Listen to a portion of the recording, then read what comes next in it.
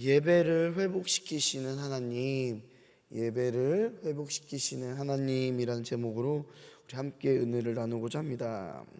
하나님께서 이 이스라엘 백성들을 애굽에서 구원하시려고 하는 목적은요, 단지 종살이에서 해방시키기 위함만이 아니었습니다.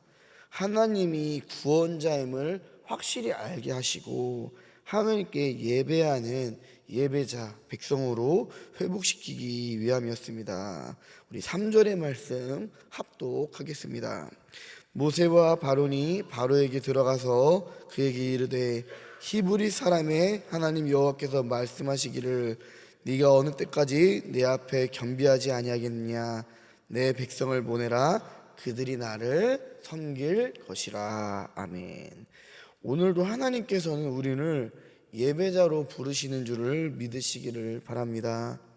그렇다면 이러한 예배를 회복시키시기 위해 하나님께서는 어떻게 일하고 계실까요? 첫 번째로 사람을 통해 하나님께서는요, 예배를 회복을 시키십니다. 우리 7절의 말씀 합독하겠습니다. 바로의 신하들이 그에게 말하되 어느 때까지 이 사람이 우리의 함정이 되리까. 그 사람들을 보내어 그들의 하나님 여호와를 섬기게 하소서. 왕은 아직도 애굽이 망한 줄을 알지 못하시나이까 하고. 아멘. 하나님께서는 지금 바로에게 여러 번의 기회를 계속 주고 계시죠. 재앙을 통해 경고를 하셨었고요, 모세와 아론을 통해서 계속 말씀하고 계시고요, 또 이제 오늘 말씀에는 이제 이 바로의 신하들을 통해서도 이제 말씀을 하십니다. 처음에는 이제 바로처럼 그 마음이 완악했던 신하들도요, 이제는 하나님을 두려워하기 시작해요.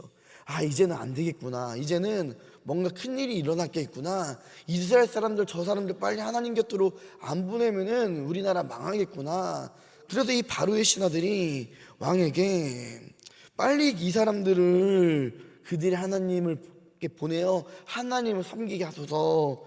왕은 아직도 우리나라가 망하고 있는 줄을, 이미 망한 줄을 모릅니까? 라고 이렇게 왕을 책망을 하고 있는 것입니다. 하나님께서는 이처럼 예배를 회복시키기 위해서 주변 사람들을 이렇게 이용하십니다. 주변 사람들을 통해서 일하십니다. 심지어 그 사람이라는 게 예수님을 믿지 않는 사람의 입을 통해서도 하나님께서는 예수님을 믿게 하기 위해 일하신다라는 거예요. 그러나 많은 사람들이 바로처럼 마음을 완악하게 먹습니다. 예배의 자리로 나오지 못해요. 예배를 회복하지 못합니다. 그래서 교회에 나와 성도가 되고 집사 직분을 받고 권사 직분을 받고 또 장로 직분을 받고 또 심지어 사역자가 되어서도 여전히 하나님께 온전한 예배를 드리는 것에 실패하고 무너지는 사람들이 너무도 많다는 거예요. 그러나 우리들은 먼저 예배를 회복하고 이 예배의 자리, 은혜의 자리로 나오는 저와 우리 성도님들 되시기를 간절히 축복합니다. 그리고 우리들도 그런 사람들을 예배의 자리로 이끌 수 있는, 이 사람들을 예배를 회복시킬 수 있는 그런 사람들이 되어야 된다는 거예요. 두 번째로 하나님께서는요, 다음 세대의 예배를 회복시키시는 분이십니다. 우리 8절부터 11절의 말씀을 우리 합독하겠습니다. 모세와 아론을 바로에게로 다시 데려오니 바로가 그들에게 이르되 가서 너희 하나님 여호와를 섬기라. 갈 자는 누구누구냐. 모세가 이르되 우리가 여호와 앞에 절기를 지킬 것인즉 우리가 남녀노소와 양과 소를 데리고 가겠나이다. 바로가 그들에게 이르되 내가 너희와 너희 어린아이를 보내면 여호와가 너희와 함께한과 같으니라. 보라, 그것이 너희에게는 나쁜 것이니라. 그렇게 하지 말고 너희 장정만 가서 여호와를 섬기라. 이것이 너희가 구하는 바니라. 이에 그들이 바로 앞에서 쫓겨나니라. 아멘. 우리는 오늘 바로와 모세가 하는 말들을 대조해서 봐야 돼요.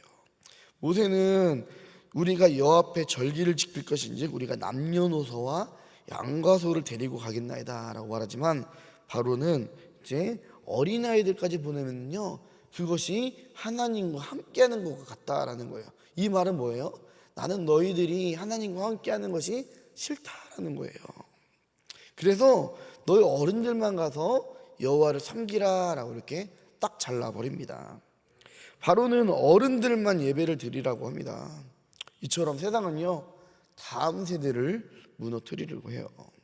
죄송하지만 이제 여기 계신 분들 중에서도, 그래서 우리가 흔히 새벽 예배, 새벽 기도의 제단을 하나님께 올려드린다라고 이렇게 말할 수 있는 그런 열정과 이제 기도의 갈급함을 갖고 있는 분 중에서도요, 아직 이제도 이 자녀들과 손주들의 이 신앙에 대해서는 이제 이러지도 저러지도 못하시는 분들이 많으실 거예요. 그래서 눈물로 이제 기도하시는 분들도 분명히 있을 거예요.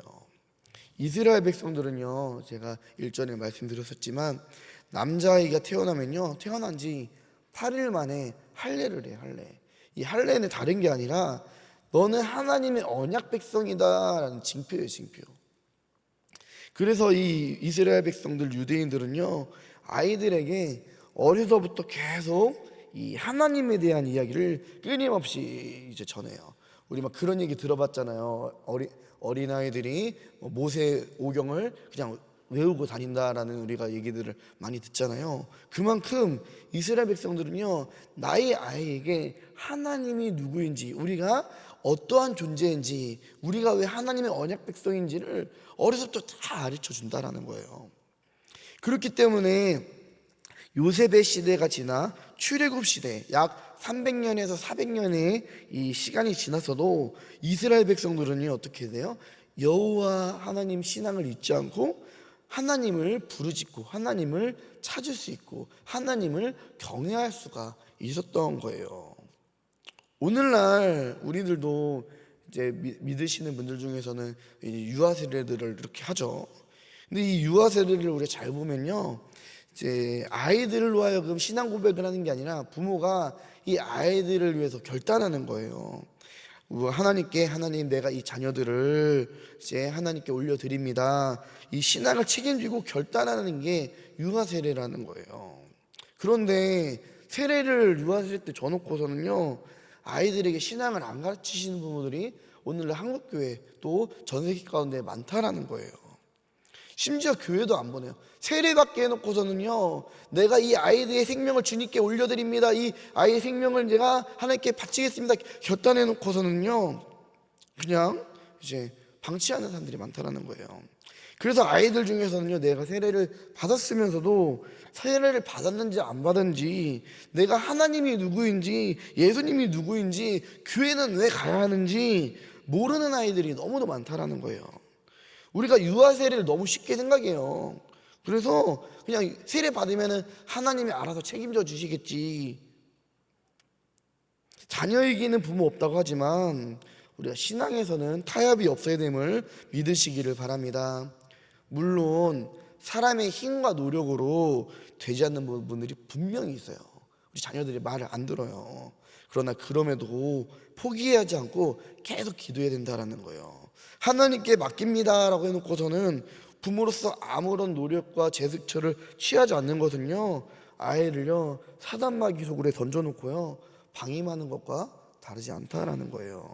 이것은 믿음이 아니에요. 우리는 하나님께 맡겨놓는다라고 이제 그 하나님을 믿는다고 말하지만, 내가 이 아이들을 위해서 기도하지 않고 내가 이 아이들을 이끌지 않으면요, 그거는 믿음이 아니라는 거예요. 사단마귀는 오늘날 이렇게 자꾸 다음 세대를 무너뜨려요. 너네들만 신앙생활 먼저 하면 되지, 어른들만 먼저 하면 되지 하면서 계속 다음 세대를 방임하고 방치하고 이 아이들을 신앙과 하나님과 점점 멀어지게 한다라는 거예요.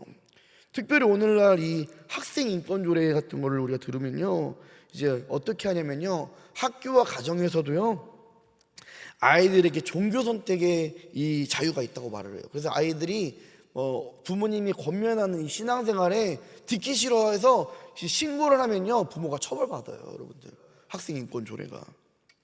그래서 예수 그리스도의 복음을 전하지 못하게 한다는 거예요. 우리나라 이 교육 시설이요, 우리가 알다시피 선교사들을 위해서 세워진 거예요. 복음을 전하기 위해서 이제 무조건 복음만 전하면은 안 되니까 병원도 세우고 이제 학교도 세우면서 그 안에서 복음을 전하겠던 게 오늘날 우리 한국 교회의 교육의 이제 시초라는 거예요. 그런데 미션 스쿨에서 이제 체프를 강요하지 못하게 한다니까요. 종교 선택의 자유 때문에. 그래서 자녀들이 점점점 하나님과 멀어지고 하나님 모르고 살고 그렇게 살아요. 우리는 이러한 세상의 악에게 지지 말고 정말로 다음 세대들, 우리의 자녀들을 위해서 기도하며 타협하지 말아야 될 줄을 믿습니다. 신앙의 유산을 잘 물려줘야 돼요. 저와 우리 성도님들 되시기를 간절히 축복합니다. 세 번째로 하나님께서는요, 온전한 예물이 있는 예배로 우리를 회복시켜 주십니다. 24절부터 28절의 말씀 우리 합독하겠습니다. 바로가 모세를 불러서 이르되 너희는 가서 여호와를 섬기되 너희 양과 소는 머물러 두고 너희 어린 것들은 너희와 함께 갈지라. 모세가 이르되 왕이라도 우리 하나님 여호와께 드릴 제사와 번제물을 우리에게 주어야 하겠고 우리의 가축도 우리와 함께 가고 한 마리도 남길 수 없으니 이는 우리가 그 중에서 가져다가 우리 하나님 여호와를 섬길 것이며 또 우리가 거기에 이르기까지는 어떤 것으로 여호와를 섬기는지 알지 못함이니이다 하나 여호와께서 바로의 마음을 완악하게 하셨으므로 그들 보내기를 기뻐하지 아니하고 바로가 모세에게 이르되 너는 나를 떠나가고 스스로 삼가 다시 내 얼굴을 보지 말라. 네가 내 얼굴을 본 날에는 죽으리라. 아멘. 세상은요, 하나님께 이제 점점점 이제 타협을 하게 해요. 이 예배와 하나님 사이를 타협을 시킵니다. 그래서 이제 어떻게 얘기를 하냐면요, 이제 예배는 드려. 그래, 너희 예배 드리러 가. 그런데 야, 예물, 야, 그거 어떻게 맨날 드리냐? 예물 그거 안 드려도 돼. 야, 하나님이 그지냐? 야, 하나님한테 예물 안 드려도 돼. 너희 마음만 드리면 돼 하면서 계속 이렇게 얘기를 해요. 물론 맞습니다. 우리는 하나님께 마음을 드려야 돼요. 그런데 이제 그 마음을 드린다는 것 자체는요, 나의 소유, 나의 모든 것도 하나님께 드린다라는 그런 것도 포함되어 있어요. 오늘날에는 아무런 예물 없이 하나님께 나와 예배를 드리는 것에 대해서 익숙해진 성도들이 많다라는 거예요. 그러나 하나님께서는요, 온전한 예물이 있는 예배를 받으십니다. 이 예물을 드리는 것 자체가 나의 마음의 중심이 어디 있냐, 나의 생명의 주인이 어디 있는가를 고백하는 거라는 거예요. 사탄은요, 신앙생활 하지 말라고만 하지 않아요. 그냥 하라고 해요. 적당히 하라고 해요. 예배 드리되 삶은 세상에서 두고 하라고 합니다. 교회는 오되 마음은 하나님께 드리지 말라라고 이렇게 얘기를 해요. 그러나 하나님께서는요, 부분적인 순종이 아니라 온전한 예배를 원하시는 분이에요. 우리의 시간도 물질도 가정과 자녀도 우리의 모든 삶이 하나님께 드려진 예배가 되기를 간절히 소망합니다. 하나님이 어떤 사람이에요? 이 과부와 이 고아들에게요, 어느 밭에 가서든지 떨어진 이삭을 죽게 하셔요. 그리고요, 하나님이 원하시는 거는요, 그 이삭에 나온 한 줌의 고운 가루, 이것을 하나님께 소재로 드리게 하셔요. 어떤 이들은 소재로, 어떤 이들은 비둘기로, 어떤 이는 양과 소로, 그 각자의 사정에 맞게 하나님께서는 예물을 드리라고 하지 라고 말씀하시지, 야, 너 없으니까 너 그냥 아무것도 안 드려도 돼라고 말하지 않는다라는 거예요. 하나님께서 분명히 우리에게 일용할 양식 공급해 주시고, 그 가운데서 내가 이 안에서 하나님을 얼마나 사랑하는지를, 그것을 바라보신다는 거예요. 그래서 우리들이 흔히 과부의 두 랩돈이라고 말을 하잖아요. 모든 것, 나의 마음이 지금 어디 있는가. 그런 내가 이 예물을 드리더라도 설마 이것으로 인하여서 나의 하루의 그런 한 끼 식사가 무너질지라도 하나님께 나의 마음을 쏟을 수 있는 것. 여러분들 그 폐지집 쓰시는 분들 있잖아요. 이게 5년 전에 이제 제가 한번 조사를 해봤는데, 하루 땡볕에 이 리어카를 한 10번 왔다 갔다 해야 4,000원 번대. 4,000원 하루에. 4,000원이면요 요새 김밥 한 줄 간신히나 먹을 수 있어요. 김밥 한 줄이 요새 3,500원에서 4,000원 하거든요. 하루 땡볕에 종일 폐지를 막 줍고 뭐해서 4,000원 번다라는 거예요. 4,000원. 그런데도요, 그것을 모아서 하나님께 예물을 드리는 분들이 있어요. 나의 가정이 어렵다고, 나의 환경이 어렵다고, 그래서 우리들이 뭐 어쩌다 한 번은 이제 우리가 못 드릴 수 있겠죠. 그러나 그것이 너무도 당연하게 여기고 당연한 습관이 돼서 정말 나의 마음만 드립니다. 그러나 이미 나의 마음에는요, 이미 이 물질에 얽매여져 있는 거예요. 마음을 드린다고 하지만 이미 얽매여져 있는 거예요. 그러나 하나님께서는요, 부분적인 순종이 아니라 온전한 예배를 원하셔요.